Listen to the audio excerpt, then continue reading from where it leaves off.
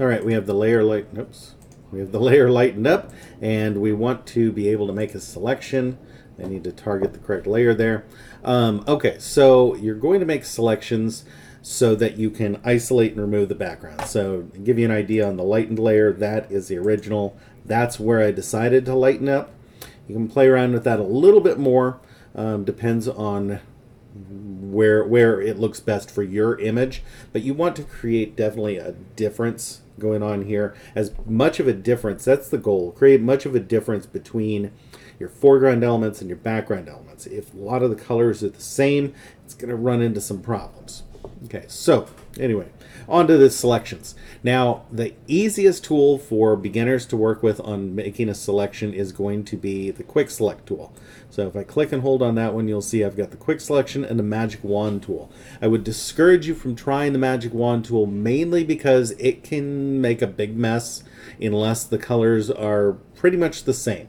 And we don't want it to eat into our main subject very much. So I'm going to stick with the Quick Select tool.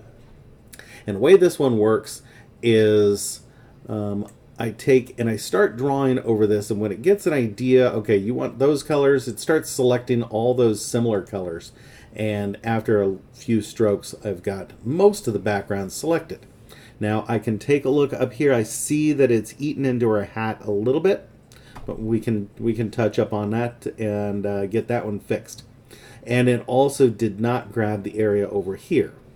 Okay, now when you're using the Quick Select tool, you've got these three buttons up here on the top. This one is for a new selection. This one is to add to the selection.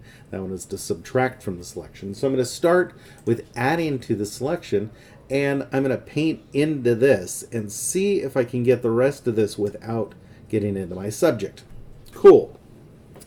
Now, that brings us to this last part up here, fixing the hat. If you have an image that has a little bit more complicated background, or it's when you are using the Quick Select tool, it's too quickly going in and eating into your figure, you're going to want to work with the Lasso tool. The Lasso tool is the most accurate tool to work with, but the drawback is it can make things take a little bit longer. Right, so what I'm going to go ahead and do is zoom in here. Why is my dog trying to play with me? Okay, I'm going to zoom in here, and again, I'm going to hold down the space bar so that I can move this around like I'm working on a smartphone, so you can really see where it's cutting in. Okay, so I'm going to go to the Lasso tool, not the polygon, the regular Lasso tool, and the way to think about this is currently I have the background selected. That's what I want. I want to select all of the background, and I don't want to select the figure. Okay, so you've got the same tools going on up here. This is for a new selection. This is to add to a selection. That is to subtract from the selection. And that one is to intersect. We're not going to mess with that one. We want to use subtract from, because right now we want the background. We don't want the figure. We're accidentally selecting some of the figure. So the way to handle this is you want to draw with the Lasso tool carefully around here. I'm just going to draw a circle around that area that I don't want, and that area that I don't want goes away. And I do that all the way around, and I like to work in this in small chunks, because if you try too much at once, it will easily become a mess. Okay. Now, if it's not perfect, the world does not end. Fortunately, I've got a pretty easy image to work with here.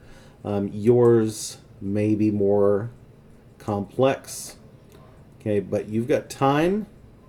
And like I said at the beginning of this unit, we can extend this time a little bit further. Looks like I ate a little bit too much into the background. If I wanted to fix that, I would add to selection and just go and draw out what I want. That's one of the problems of going too fast, especially if you're trying to draw with a mouse, is it can become messy.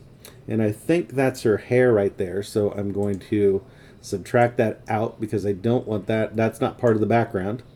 Okay, remember, I'm trying to just remove anything that's not part of the background. And I move down her figure the rest of the way. Looks like the arm is all good. Come down to the other side.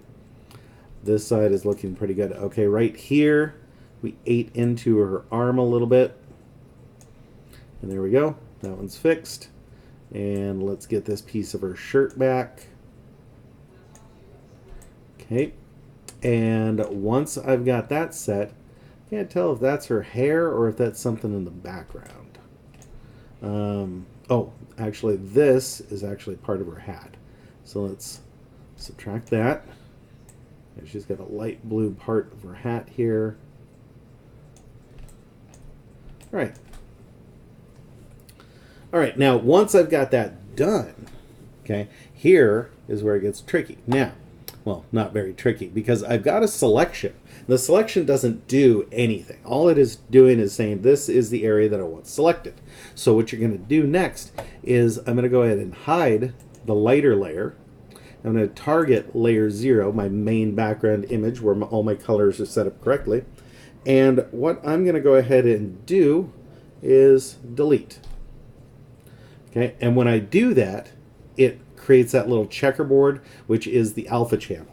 Okay, Control D will deselect this, and I make sure my figure's looking the way that I want, and there she is. All right, so I've highlighted and selected her out the way that I want, and that should about cover it. When we've got this lighter layer, I can just let that sit there for now. This will give me the background back if I ever want the background back. And there we go.